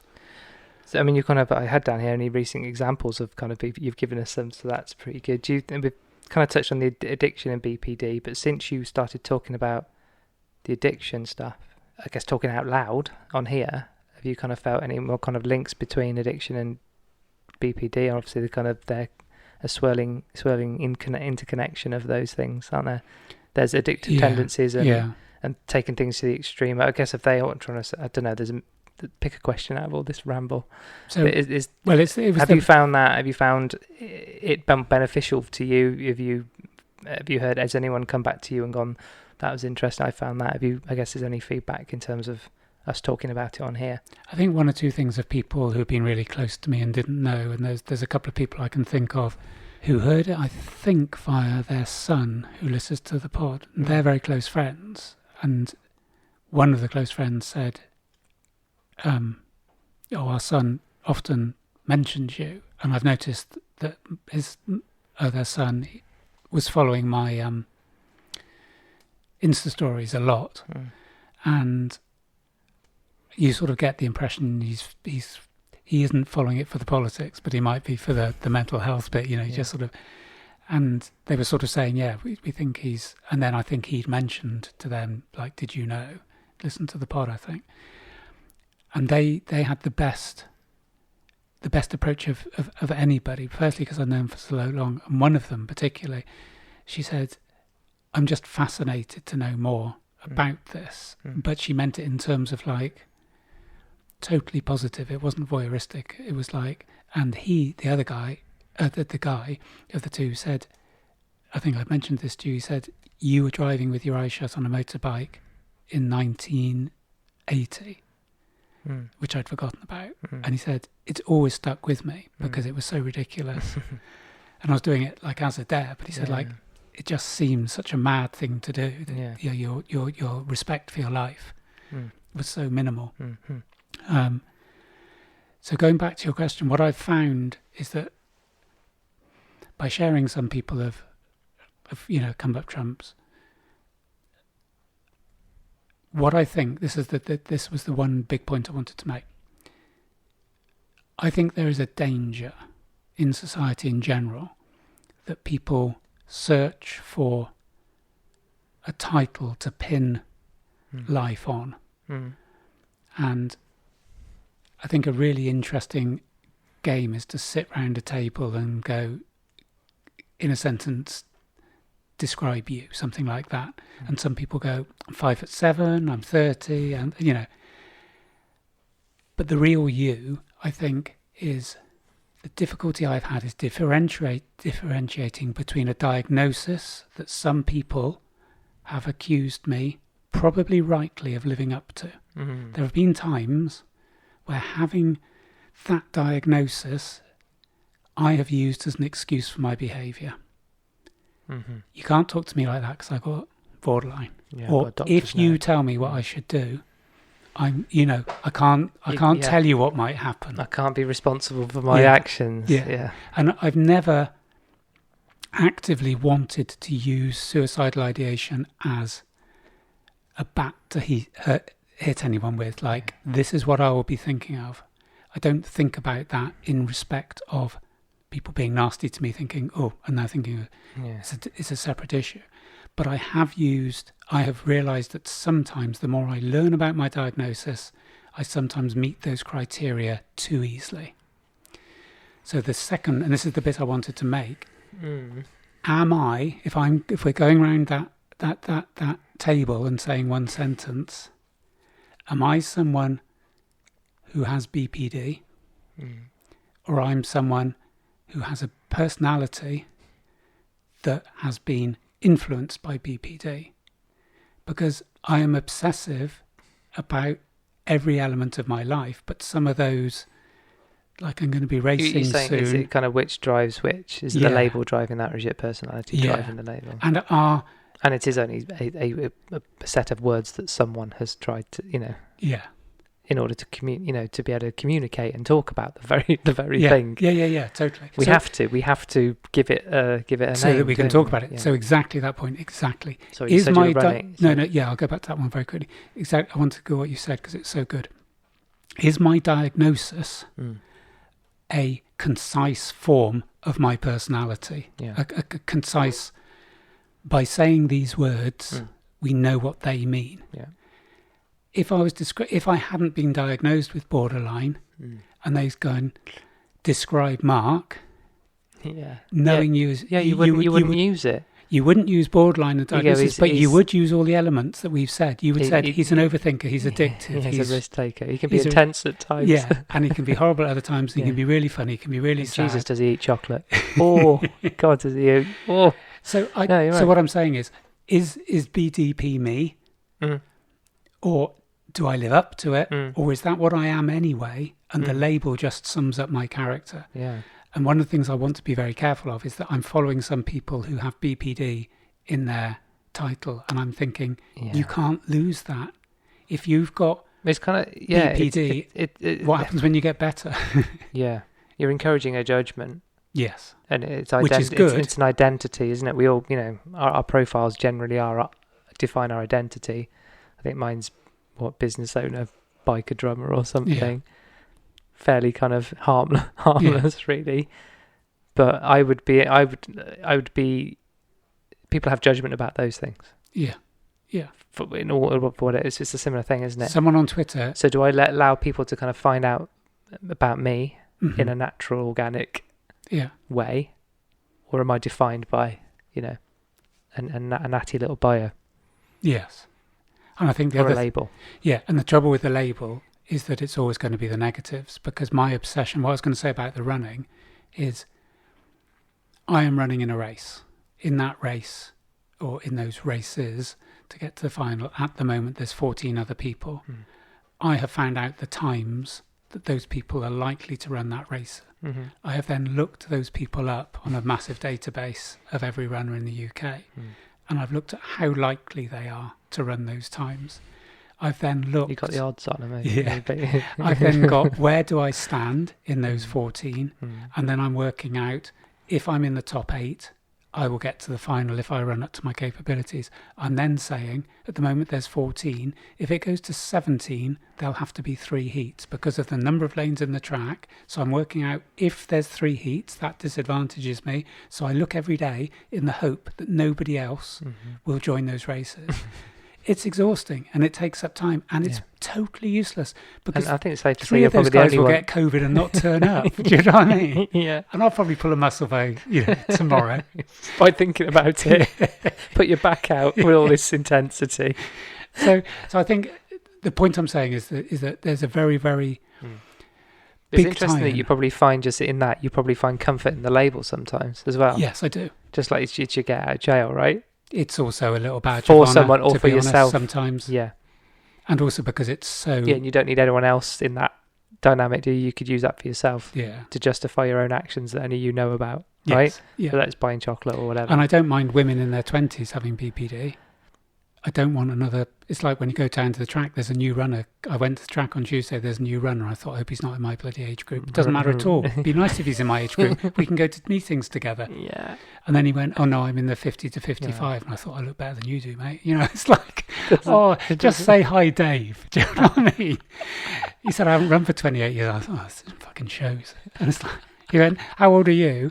And I said 61. And I thought, now what you meant to do now is a sharp Compliment. intake of breath. And he went, you didn't do anything. And I'm going, whoa, look at me, for fuck's sake. You'd rip your shirt off. Yeah, it's like, I'll give you one more chance, Dave. But do you know what I mean? All that, what Yeah. you're saying about energy. It's Yeah, just, yeah, he was yeah, a nice yeah, guy. yeah. He'd come running. I should have shook his hand, wished him well.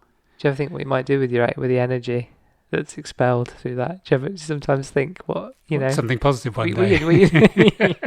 you're doing your book, that's going well, isn't it? Yeah, that's going brilliantly well. Yeah. Has that helped? Yes, it That has you're, helped. I think you've, I'm not just saying this now, but I think the times I have seen you in the week, you seem different. I think I put that down to the book. And I'm out of therapy. Yeah. I don't know whether being in therapy... I think you've been a bit more I don't know, the times I've seen you a bit more at peace with yourself. Is that a fair comment? But I think you have. And I think I've fed off that energy. I have. I thought on Tuesday you had a spark, you looked attentive, you lifted better than on... It was really interesting. That was the best mental place I've seen you in for weeks, and you lifted better. I was going to that text was a you week today. and a half of not, I'm just unplugging. I was thinking, this is going to take ages, but I was feeling the benefit. You were within different. We were days. going higher. I said on one of them, didn't I? So like we're going up to... This was like pre-COVID levels, and you were...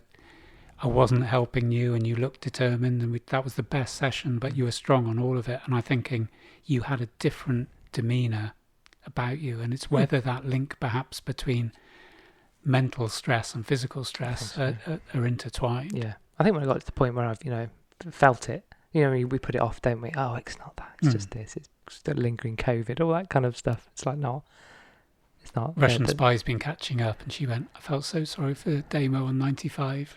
Oh, really? I don't know if 95 was... Oh, bless her. I think that was one where you had a bit of a struggle. Yeah, it was, yeah. But no, I think that's kind of, you've helped channel, it's helped you channel some energy, I think. The novel? Yeah. Yeah. I think it's also played into it probably hasn't taken you necessarily back in time to some probably challenging times. But I think you've deep dived, right? But you've deep dived about your life and about something that's become a positive process. Yeah. Is that fair to say? You not necessarily, but there is an outcome of this, which is a book of sorts. Yes. But when the book comes out, you're probably going, right, what's next? I would say, after the things you've just said about it being about the seeking and about the finding out the process, I think the process of writing or making music, or that kind of the linear narrative bit, I think is benefiting. Yeah, I think it's benefiting. 28,000 words, and it's like I'm trying to do 500. And you can chunk up your time, because you're right. I write, and then I'll go to the gym, Yeah. and the gym becomes it doesn't become where's the gym going to go in all this time? It's like that has to go at an end of something. Yeah. When you start to chunk up your day, become a bit more ordered and routine. Been seeing loads of stuff popping up on Instagram. I mean, Instagram's been going overtime from lack of TikTok. It's been picking up. I've been getting all sorts of things on all the things we talk about. Yeah. How you spend your time and where we put our attention, and about weakness and perceived weakness in us, and what we need. We need routine. We need structure. We need goals. That's been intense, but in a more productive way. Does that make sense? It's not just stuff about people I can't.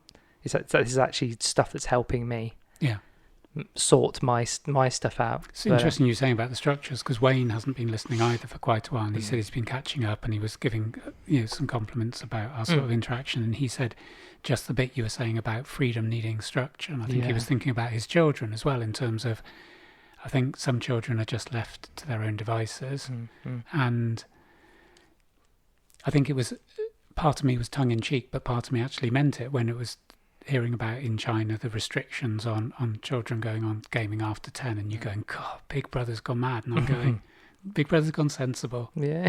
you don't need to be gaming after 10 if you're 9 years old.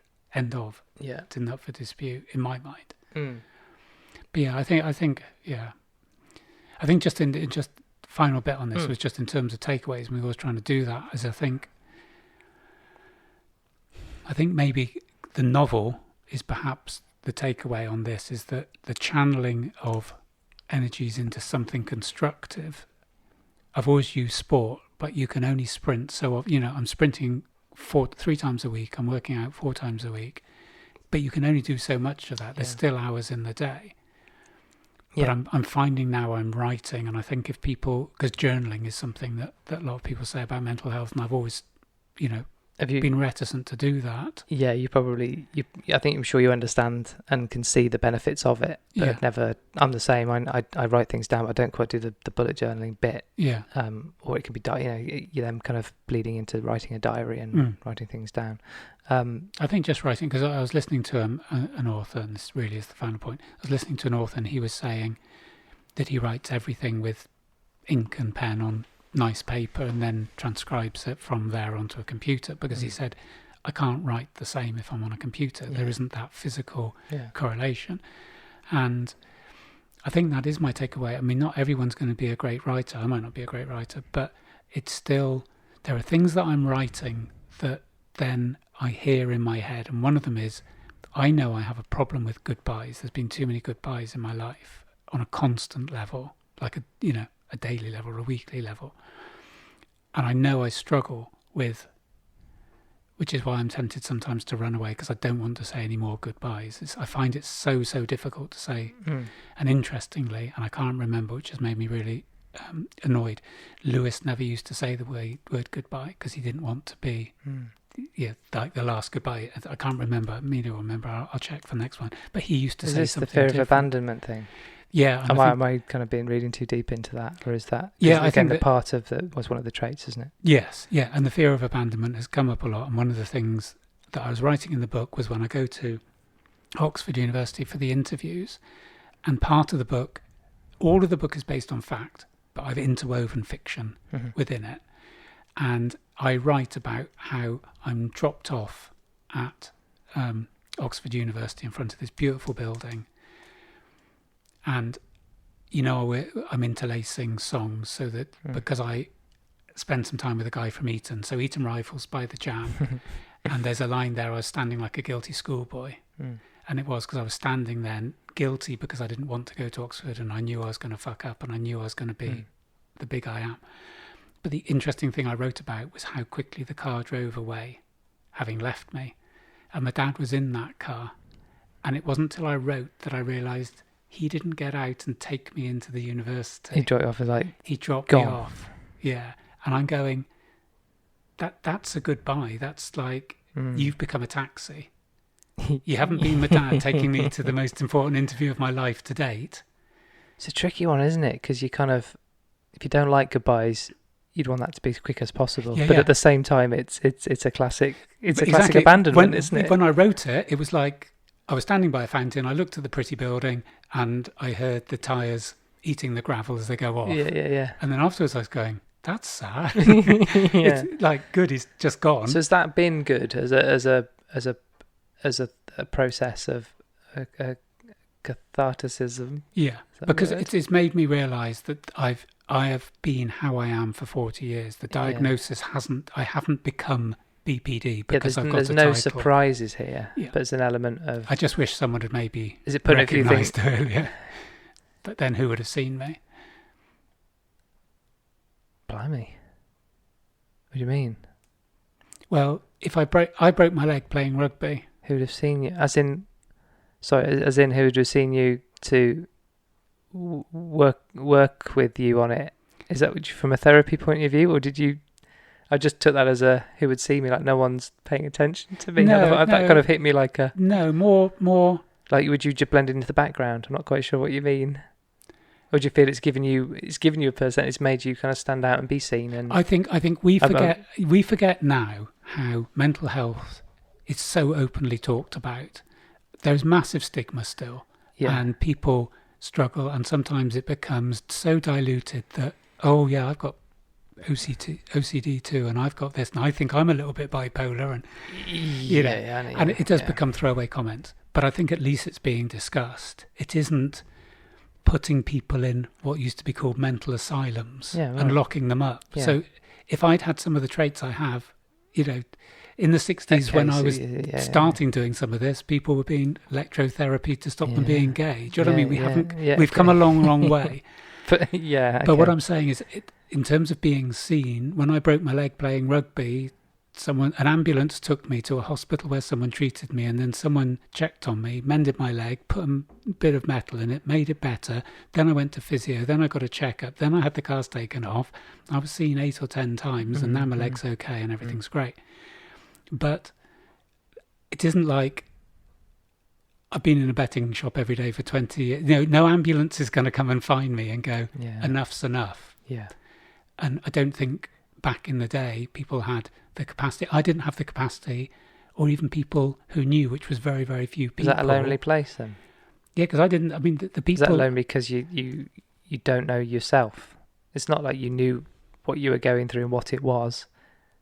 In order to go, no one else can see it. No one else can help me. You're probably you're probably completely unaware of why you were. Is that a fair comment? It's fair. It's fair that because then you don't worry about people not seeing you because you don't know it. This is just you. You don't know any different. You don't know you can see around you people are different to you. Don't get me wrong. I'm not saying that. So I mean, it's kind of that power. The ignorance can be bliss, and also knowledge can be Achilles' heel to a certain degree. I guess what I'm thinking is I did the 12-step program with Gamblers Anonymous, and it did a lot of good for me. And I'm sort of thinking, I've been there with people who had, not many had worse, but people had more severe or longer addictions than me, or it had a more catastrophic effect on their life.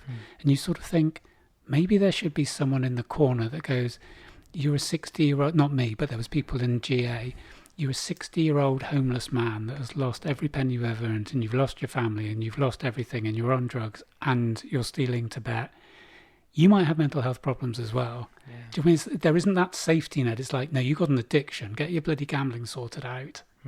But if you're gambling to the extent that I did and most of the people in that room did, and the person who I was there is now in prison because of his gambling, he's one of the main guys that I knew there, and he's now in prison. And I'm thinking, where's the safety net? If there was a room full of people with broken legs, someone would go, you need a cast put on that.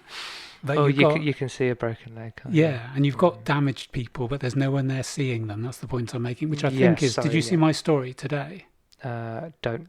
No. I know you're off me. This might be a good... No, I'm on Insta. I have seen I just... Didn't really bother. No, I didn't. Didn't pay attention. I'm joking. No, do you know when I've said this before, I can send something to someone, 3 seconds later, forgot what I've sent. Okay, this was mine, and I quite like it. Not just because it's mine, but just...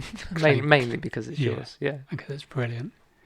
Today years old when I realised my body is in great shape, and I spend at least 1 hour every day keeping it that way. And when I typed that, I thought, I'm in good shape.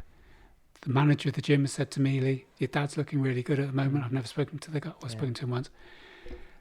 And I thought, yeah, that is a sensible thing to do. I'm in good shape, I'm going to get that. And then I put underneath it, yeah, my mind is fucked up, and I also spend at least 1 hour every day keeping it that way. Very good, Mark. No, I didn't see that. So very good. That's the sort of ending bit. I'm spending an hour every day keeping myself fucked up, and I'm spending an hour every day keeping my body in good shape. I'm processing. You're treading water. I do for my physical body everything that it needs to keep it. Are you doing what your mind needs? You do what No, you it's can. different to that. What I'm saying is I'm spending at least an hour every day keeping it in that shape. So my mind is fucked up. Yeah. But you spend an hour every day keeping it fucked up. Yeah, it's not like you have you had no... Well, back to the choice. You're saying you have no control of that. I guess that's exactly what you're saying. Yeah. Do you feel you do? Do you feel you can work on it? I feel I can work on it, but I feel at the moment I make choices that ensure my BPD doesn't improve. I know if I did certain things differently or had the power to do that, but if I can do it for a positive with my body, it's finding what that is and doing it. And some people might go, it's mindfulness, it's meditation. I think the takeaway I would say was going back to the writing, just physically write, get a piece of paper and a pen and just write something. Just write anything. Just have that connection. Just let your mind on a blank piece of paper write whatever you want or draw whatever you want. And I think stuff will come out that maybe will answer questions for you. Nice. All right, that's it for this episode. Well done for getting this far, and thanks for listening to us. I think we might have broken a record today. We're in Joe Rogan territory. Yeah. Remember, you can follow us on the socials by searching for Imfinecast, and feel free to drop us an email at imfinecast@gmail.com. In the next episode, hoping to have a guest. Okay. That's all I'm going to say. Okay. Because I need to kind of wind myself up when I don't follow through. I'd like to think we have a guest and be revisiting another one of our subjects, which is the microbiome. I shall leave it there as a tease, and we shall see you next time. Okay. Bye bye. Bye bye.